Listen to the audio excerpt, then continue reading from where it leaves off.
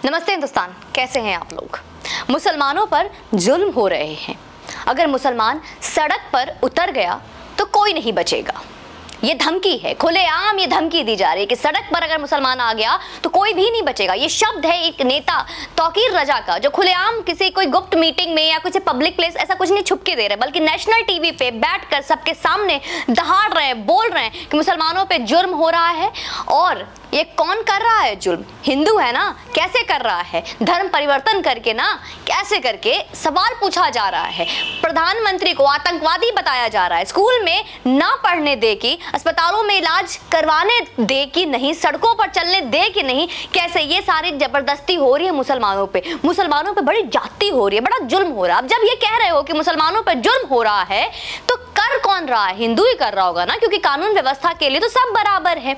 अच्छा, और अब एक बात बताओ, मियाँ आपसे ही पूछ रही हूँ, अब्दुल मियाँ का घर अवैध कंस्ट्रक्शन के तहत गिराया जाता है, अवैध कंस्ट्रक्शन, इलीगल कंस्ट्रक्शन के तहत गिराया जाता है, तो वो मुसलमानों पर जुल्म हो जाता है। जब चोरी करता हुआ तवरेज पीटा जाता है तो वो मुसलमानों पर जुल्म हो जाता है। जब देश अपनी आबादी के सही से आंकड़ा लगाना चाहती है तो सीएए जैसे कानून से देश अवैध घुसपैठियों को रोकना चाहती है, क्योंकि रोजगार भी चाहिए सबको, और आंकड़ों की बात भी नहीं करेंगे तो वो मुसलमानों पर जुल्म हो जाता है। लेकिन जब वहीं पे अब्दुल, वही Tabrez, Osama bin Laden, Hafiz Saeed, Kasab Masood Azhar बनकर लश्कर ताइबा मुजाहिदीन आईएस जैसे संगठन बनाते हैं और वहीं पे अल्लाह अकबर के नारे लगाते हैं, और वही नारे हैं जो रोज सुबह तुम लाउडस्पीकर में अजान में लगाते हो, तो और कत्लेआम का खौफनाक मंजर पूरी दुनिया को दिखाते हो, तो क्या ये मुसलमानों पे जुर्म हो जाता है? आज मैं उस पॉलिटिशियन से पूछना चाहूंगी, क्या बूढ़े और क्या बच्चे और क्या लड़कियां, सबके सब उसी अल्लाह के नाम पर जो काटे जाते हैं, जिसकी तुम इबादत करते हो, और उस समय तुम आतंकवादी नहीं हो जाते हो क्या? उस वक्त जब मुसलमानों काटते हैं तो वो तुम्हारा जुर्म नहीं है? जब अब्दुल का अवैध घर गिरता है तो मुसलमान पे जुर्म हुआ। जब अब्दुल ने बम से पूरे घर को शमशान बना दिया, आतंकवादी बन गया, तो उसका कोई धर्म नहीं होता। जब अब्दुल एक आतंकवादी बनता है तो आतंकवादी का धर्म नहीं है। ये हो गई तुम्हारी पहली बात का जवाब। तय कर लो, मुसलमानों का जुल्म हो रहा है कि अब्दुल का अवैध घर गिर रहा है, या मुसलमानों का कोई धर्म होता है या नहीं? अगर ये मुसलमानों पर जुल्म है तो मान लो कि पूरी दुनिया की शांति को तुम मुसलमानों ने तबाह कर रखा है, क्योंकि दोनों वक्त तुम ही हो, घर तोड़ने वाले और शमशान बनाने वाले भी और अवैध घर बनाने वाले भी। हम तो ये मानते हैं कि मुसलमानों पर वैध जुल्म हो रहा है और मुसलमान पूरी दुनिया में तबाही मचा रहा है। जी हाँ, मैं इसको बार बार बोलती हूँ, क्योंकि जब ऐसा होता है तो तुम बोलते हो कि इसका कोई धर्म नहीं। और दूसरी और ज्यादा जरूरी बात, मुसलमान अगर सड़क पर उतर गए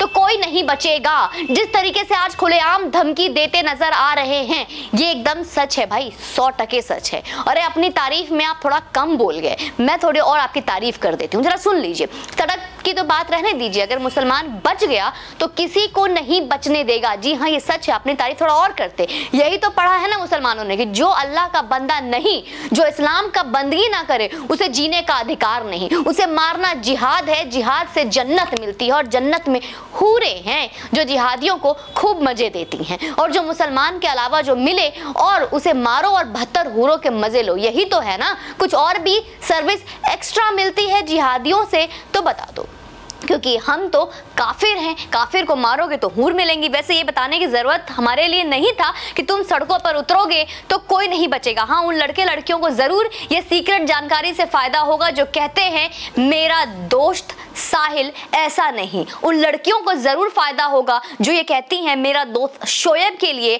अपना नाम सीमा से शामिना करने वाली हूं मैं, और क्योंकि मेरा दोस्त, मेरा बॉयफ्रेंड तो मेरे साथ मंदिर भी जाता है। शायद ये जानकारी वो समझ ले कि शोएब को कह रहे हैं कि शोएब तो तुमने फेसबुक पे रमेश नाम लिखा था ना, वो हकीकत में क्यों नहीं रख लेते? वो सवाल लड़कियां नहीं पूछती, तो ये जवाब उनके लिए सही है। ये तेरे बातों का जवाब है। अब मेरी एक टुक सुनो। दुनिया का इस्लाम का झंडा हो नारा देते हो तुम, दुनिया भर के टेररिस्ट संगठन बनाते हो तुम, हिंदू मंदिरों को ढहाए तुमने, रातों रात मंदिरों को तबाह किया तुमने, सड़कों के नाम, शहरों के नाम दुर्दांत आतताइयों पर रखा तुमने, स्कूल, अस्पताल, सड़क सब उड़ाए तुमने, पूरे दुनिया भर में हड़कंप और इस तरीके से शमशान बनाया तुमने, लोगों की गर्दन काटते वीडियो है तुम्हारे, लड़कियों के शादी के जाल में फंसाकर सूटकेस में भर के काट कर भेजते हो वापस तुम, और क्या क्या गिनाऊं मैं? जुल्म नहीं किया है तुमने, और कहते हो जुल्म तुम पर हो रहा है। तुमसे बड़ा जुल्मी कौन है भाई?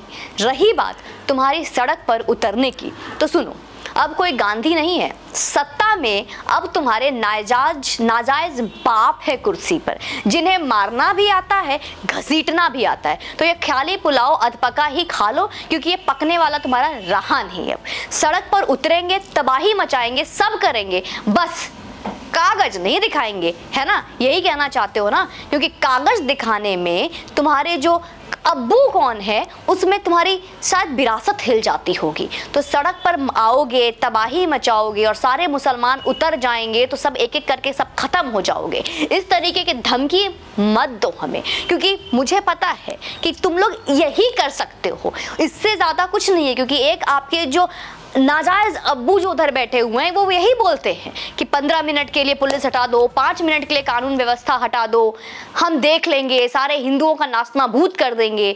तो तबाही, नास्तानाबूद, घरों को शमशान बनाना, और काफिर जो तुम्हें हम हिंदू काफिर लगते हैं उनको मारने से तुम्हें हूरें मिलेंगी। इतना ही नहीं दोस्तों, जिनको ये लगता है कि पत्थरबाजी करके इसने बहुत गलत किया या इनकी कौम ने कुछ गलत किया या फिर बहुत बुरा किया, ऐसा नहीं है। अगर आप इनके आसमानी किताब को पढ़ेंगे तो उसमें आपको साफ साफ लिखा हुआ दिखेगा।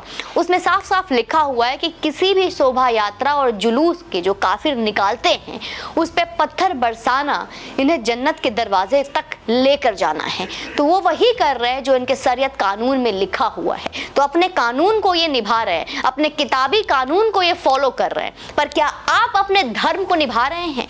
क्या आप अपने कर्तव्य का निर्वहन कर रहे हैं? सवाल आज खुद से पूछिए, सवाल आज अपने हृदय पे हाथ रख के स्वयं पूछिए कि क्या आप पत्थर खाने के लिए बने हो? रोजे का महीना, पवित्र पाक महीना, जहां पे कहते हैं कि कोई जुर्म नहीं करते, कोई गलत काम नहीं करते या कहते, उस पाक रोजे के महीने में इनके पाक मस्जिद में एक ऐसे जहाँ पे इमारत है जहाँ पे ये बैठकर रोज़े करते हैं और नमाज पढ़ते हैं और नमाज 5 बार का ये लाउडस्पीकर पे नमाज अदा करते हैं, उन मस्जिदों पे, उन मज़ारों पे, उसकी इमारतों पे पत्थर इकट्ठा होता है और उस पत्थर से निशानेबाजी होती है।